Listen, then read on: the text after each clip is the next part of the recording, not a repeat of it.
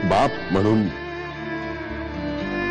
तुमच्यासमोर हात जोडून माफी मागतो मी तुमची की तिचे अपराध पोटात घ्या. बाबा प्लीज. माझ्या चुकीची शिक्षा मलाच मिळायला हवी. एक शब्द बोलू नकोस.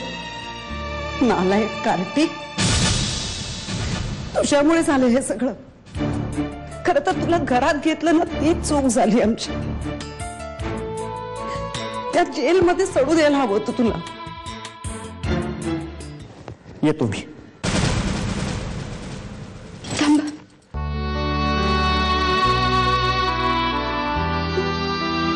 मला तुमच्याशी थोडं बोलायचं. माझं ऐकून घ्या. एकदाच शेवटचं प्लीज.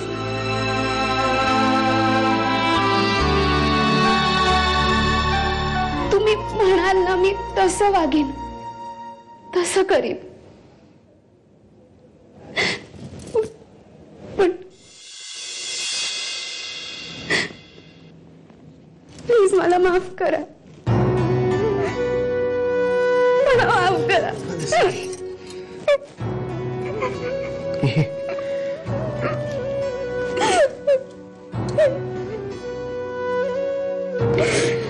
माझी बाई नेहमी म्हणायची, माणसाने कितीही चुका केल्या तरी जेव्हा त्याच्या डोळ्यातून पश्चातापाचे अश्रू गळतात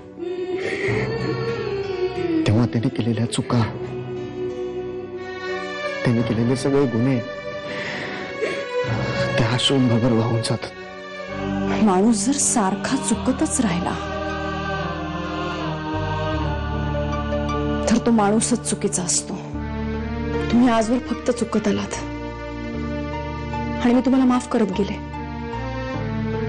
तुम्ही सतत मुद्दाम चुकायचं, मी तुम्हाला माफ करायचं, म्हणजे तुम्ही पुन्हा नव्या चुका करायला मोकळे. हेच चालत आलं ना आजवर.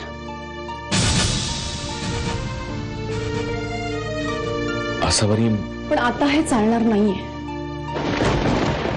इथून पुढे हे चालणार नाहीये, कारण आता माझी सहनशक्ती पूर्णपणे संपलेली आहे.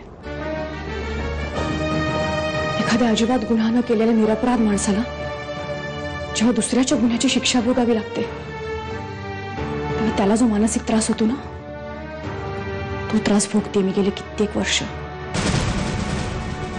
तुम्हाला फक्त तुम्ही स्वतः बदलू शकता,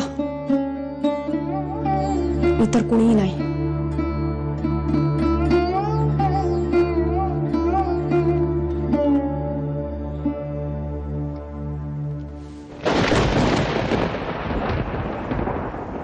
माझे सगळे प्रयत्न संपलेत हर्षवर्धन.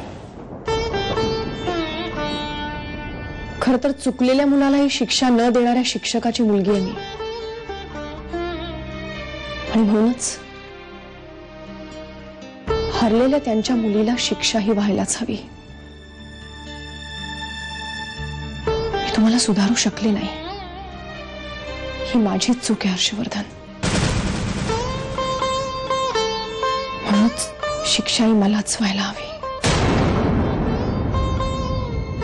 माझ्या संसारावर, माझ्या नवऱ्यावर, या कपाळाच्या कुंकवावर, माझ्या गळ्यातल्या मंगळसूत्रावर खूप प्रेम केलं मी. आयुष्यभर झटले त्याच्यासाठी. लोकांनी मूर्खात काढलं मला. माझ्या वेड्या प्रेमापोटी सगळं सहन केलं मी. आता नाही. हसाल आता. माझं प्रेम, माझा संसार, माझा नवरा,